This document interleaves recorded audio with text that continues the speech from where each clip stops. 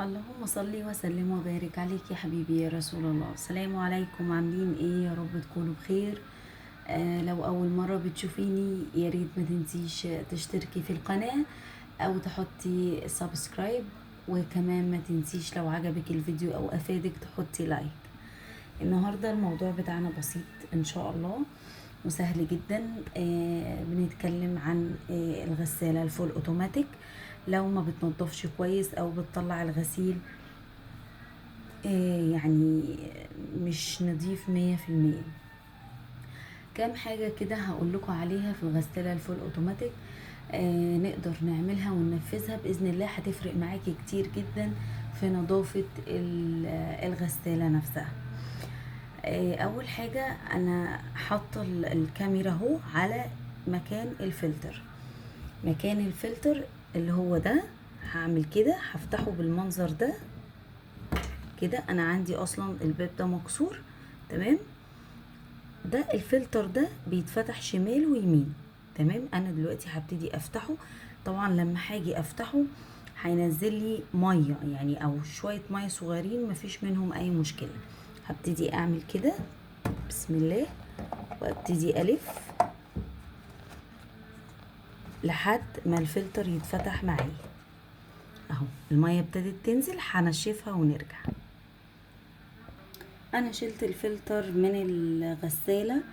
بصوا يا جماعة الفلتر مش نضيف ازاي.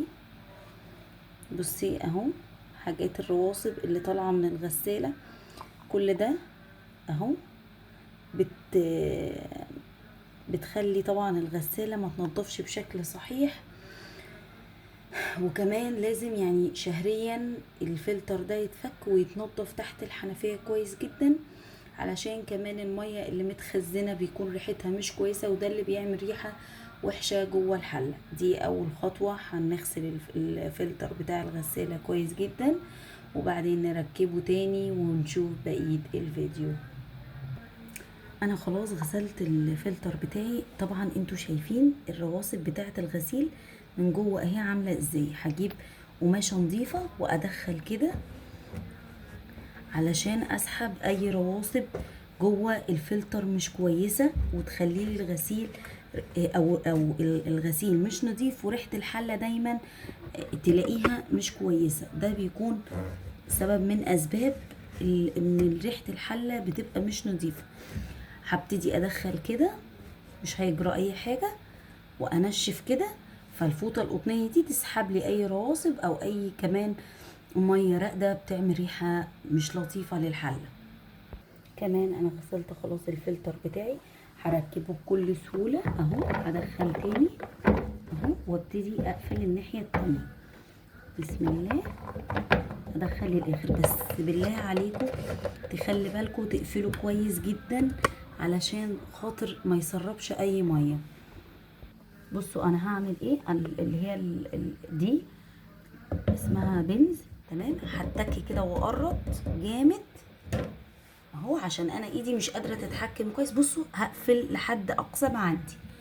ليه؟ علشان خاطر ما يسربش ميه ويعمل لي اي مشكله. وبعد ما بخلص بغطي تاني الغطا بتاع الفلتر. الخطوه التانيه نشوفها برضو لنظافه الغسيل اكتر ونظافه الحله من جوه. هبتدي اعمل دورة خل محترمة جدا للغسالة بتاعتي. دورة الخل مع تنظيف فلتر الغسالة الفول اوتوماتيك، الاتنين بيدوا نتيجة هايلة جدا جدا لنظافة الغسيل ونظافة الحلة، تمام. هعمل ايه من هنا من درج الغسالة؟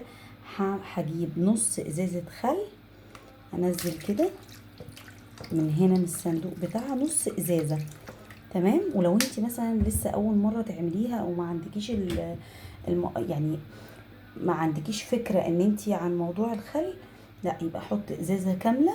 وهبتدي اظبط التايمر بتاعي كده على اعلى درجه حراره.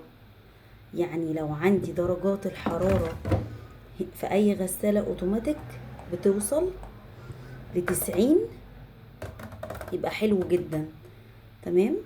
60 اهو، 50، 40، 30. اختار اعلى برنامج هيديني درجة حرارة عالية، تمام. اهو ادي درجة الحرارة بقت 90، وهسيب الغسالة فاضية من جوه وهبتدي ادوس ستارت واسيب الغسالة تاخد دورتها كاملة واطفيها على كده. وان شاء الله تكون افادتكم المعلومة باذن الله وتفيدكم في شيء ان شاء الله. اشوفكم في فيديو جديد سهل وبسيط. باي باي.